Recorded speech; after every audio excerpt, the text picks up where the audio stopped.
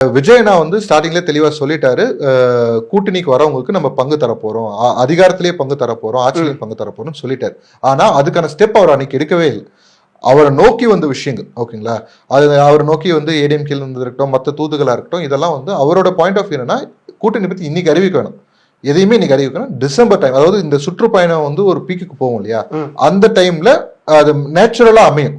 அப்ப நம்ம அதை அமைச்சுப்போம், we should not force itன்றது அவர் பாயிண்ட் ஆஃப் வியூ. ஓகேங்களா, இது இப்படி இருந்தே இன்னைக்கு அனௌன்ஸ் பண்ண பிரச்சனை, கட்சி அடுத்த 1 இயருக்கு டிவிக்காவது தனியா செயல்படவே முடியாது.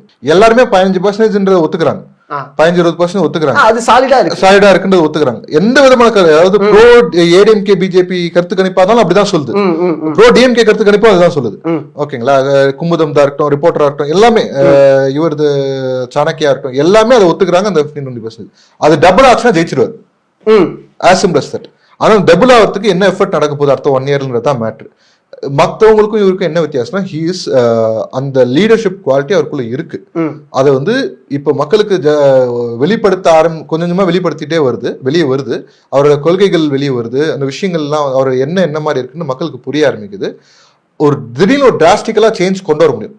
அது யாரால கொண்டு வர முடியும்னா, கரிஷ்மாட்டிக் லீடர்ஸால கொண்டு வர முடியும். அந்த கரிஷ்மா இவர்கிட்ட இருக்கு. கரிஷ்மான்றது ஒரு மேக்னெட் மாதிரி.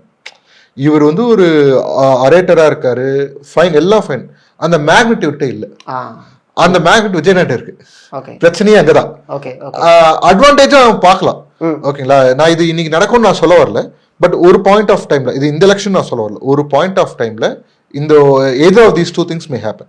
Either ADMK will have alliance with TVK,